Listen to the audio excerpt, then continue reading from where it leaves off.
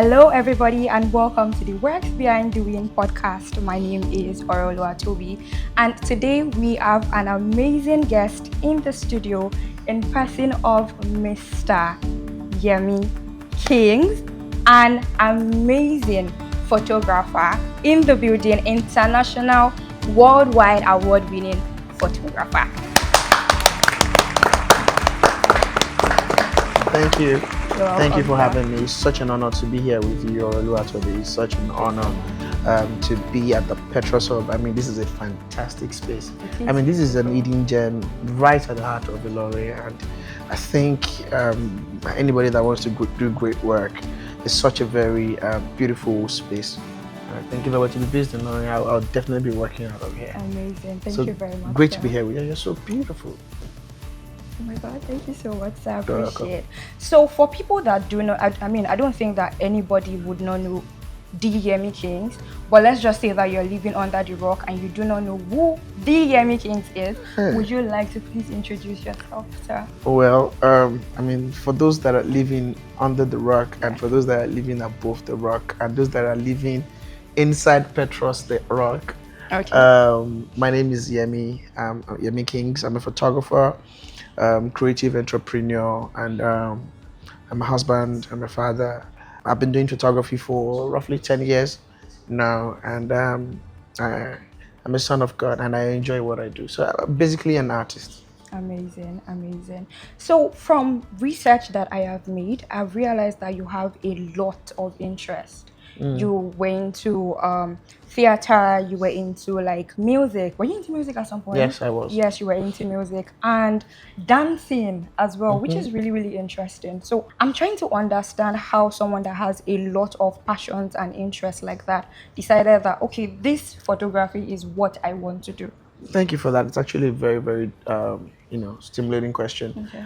I'm working on a book called The Curse of the Talented, where sometimes the talents and the giftings that are meant to enable individuals are the same things that chain them down because there's so much to do, Yes. right? So I was that guy, growing up, I had a lot of things I could do, and I still currently have a lot of things that I know how to do. But I think at one point in time, I just came into the wisdom that for you to make impact, you have to concentrate your effort at a particular time on one thing, Okay. right? So I had a mentor of mine, Full House. He called me and he said, Yemi, you do so many things and you're like a big ball of energy. And your energy is just, scattered across different areas. You might not be able to make impact that way. So for you to really make impact, pick a field, pick something.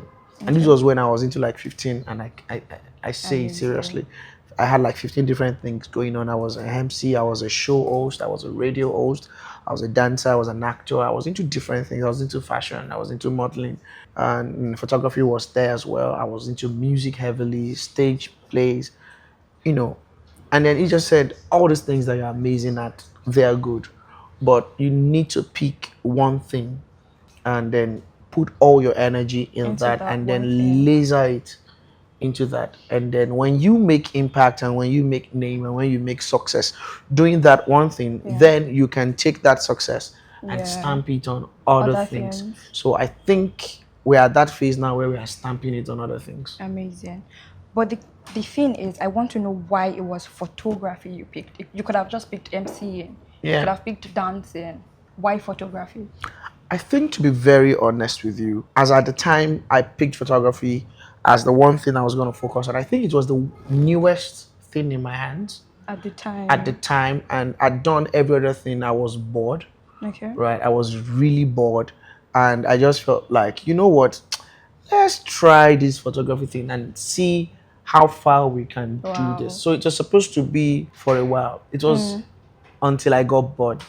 So I'm not bored yet. So are we still going to be getting the photographer, Mr. Yemi Kings, in the next 5 years?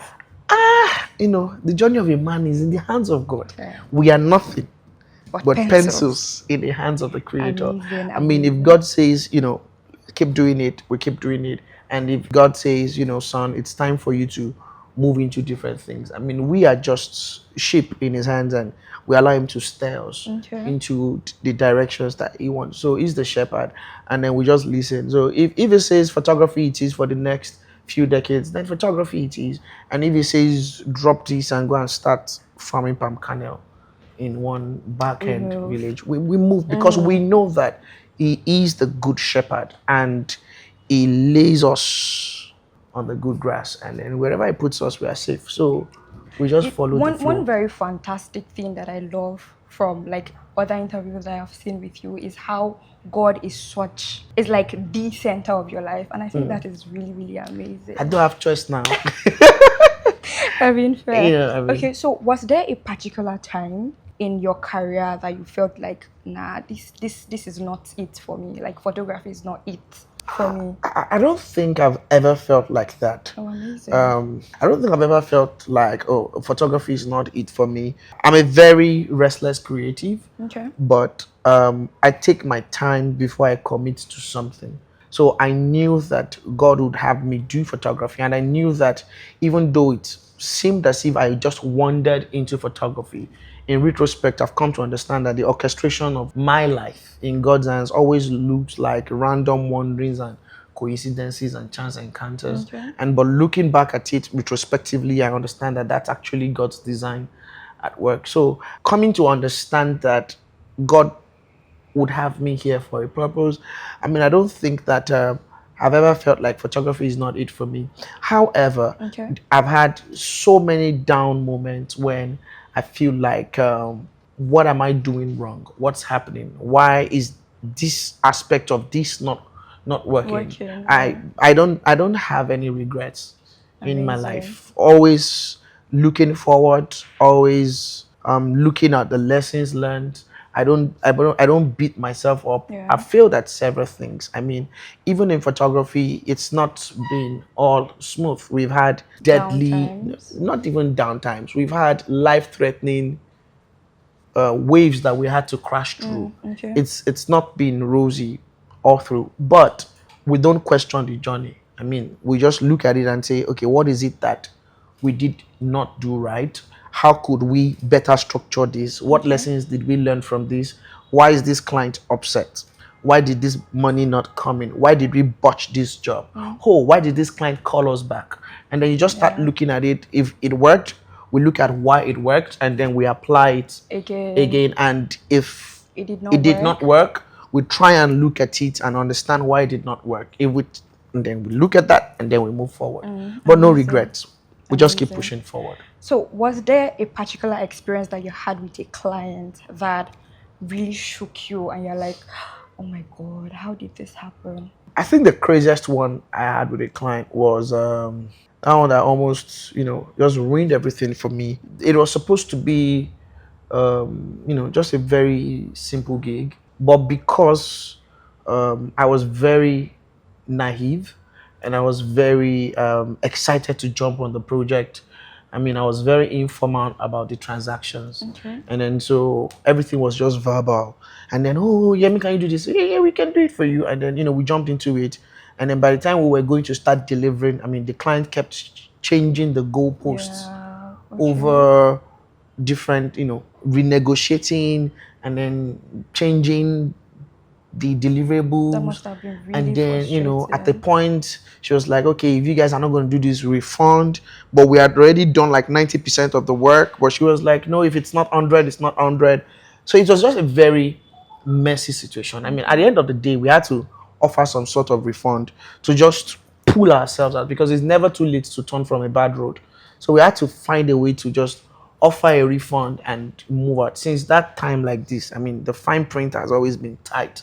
So I mean, we keep learning, but no regrets, no regrets. Amazing. So, based on what you just said now, I would like you to like give viewers watching, especially young photographers, your top 3 stellar advice for people that are just starting out in the industry. Well, I think if you're just starting out in this industry, whether it be the photography industry or the creative industry generally, especially if you are going to be functioning in the creative industry, the first thing I'm going to tell you is you cannot be a creative and you're far from the creator, right? That's the source. That's where we get everything because everything we do as creatives, we create nothing. As creatives, we really don't. None of us can create any colors. We can't create any new saint. You can't create any new matter, right? So we are only finding a way to manipulate what the creator has already done, and that's why we are creatives. So if you cut yourself from the creator, then you have no material to work with. So put the creator at the center of your creative journey, and then it not only breeds on your art, it breeds on your life, it breeds on your business, and then it's the only one that can make your work spread to the right corners. Right, that's number one. Number two, be yourself. Right. I mean, we live in a generation where it's very easy, it's almost normal to copy Other people. other people, but the best thing you can always be is just yourself. Every other person is taken, right? And no matter how good you copy someone, you will die second best, right? Even after that person has died, you're still going to be the living replica of a dead man. So just be original, and originality takes some level of audacity, right? And even though audacity can be quite challenging in a world where conformity is the norm, I mean, I think standing out in the long run eventually pays. Copying other creatives and copying your role models and mentors might be flattering initially when people compare you to those that are at the top. But as an artist, the biggest insult you can get in the long run is being compared to another person. As an artist, you should not remind people of another artist. You should just be Amazing. just you. You think Michael Jackson, you think Michael Jackson, right?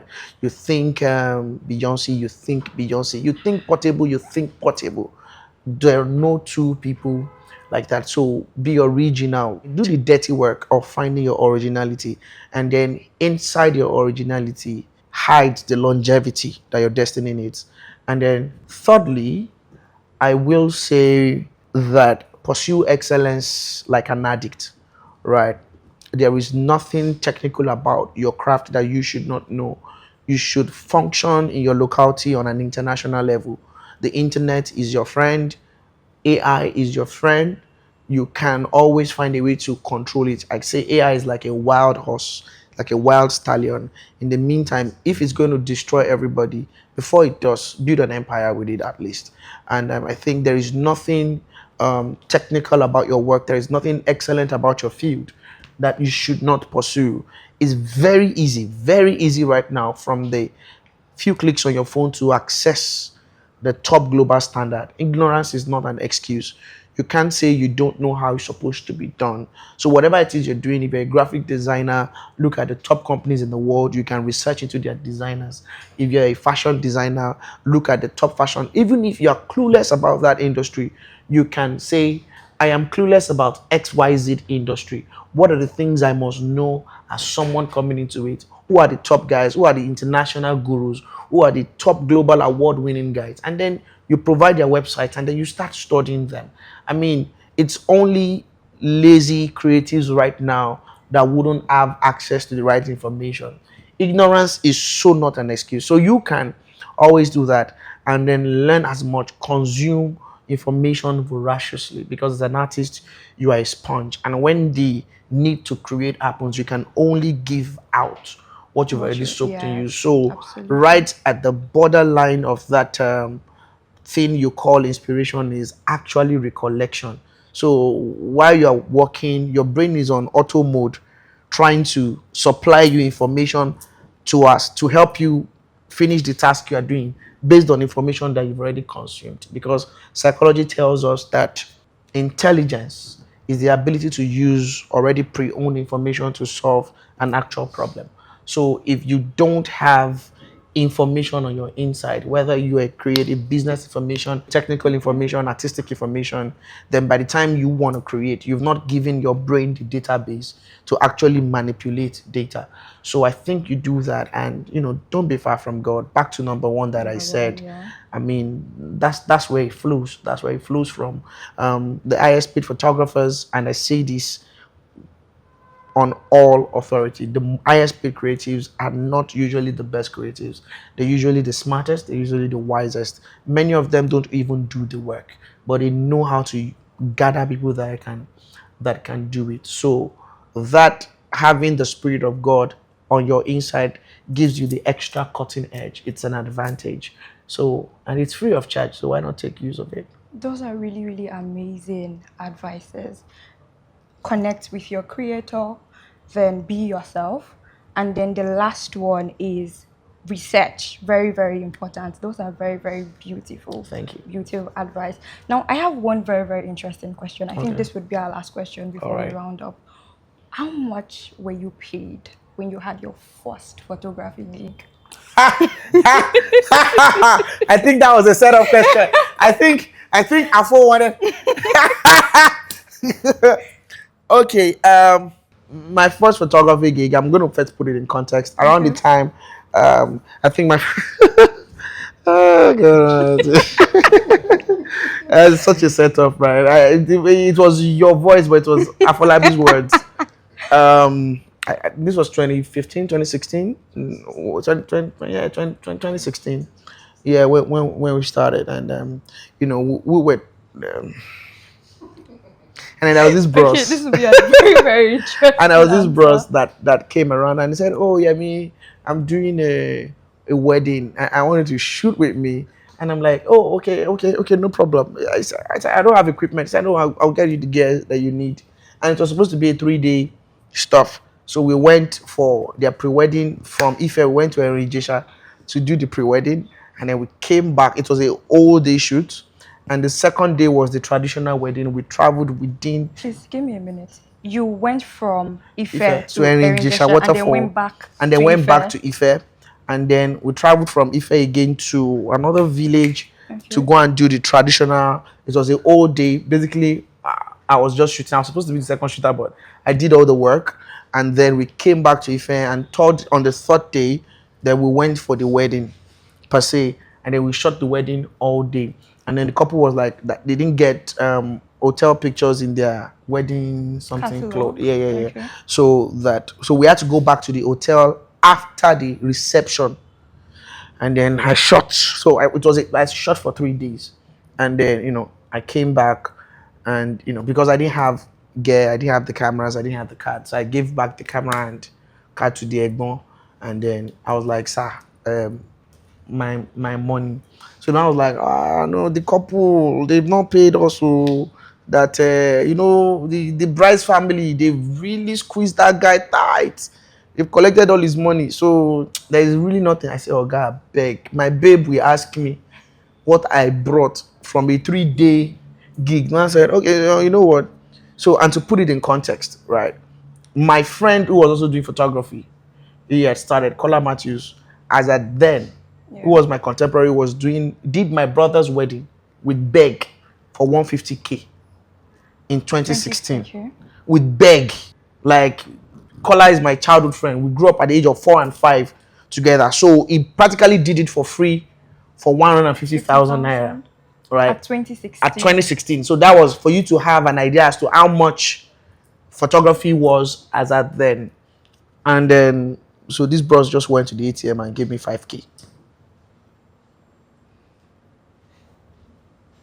So he gave me 5K. So I could have easily answered the question and said I got paid 5K for my first gig, but it didn't quite pack the punch.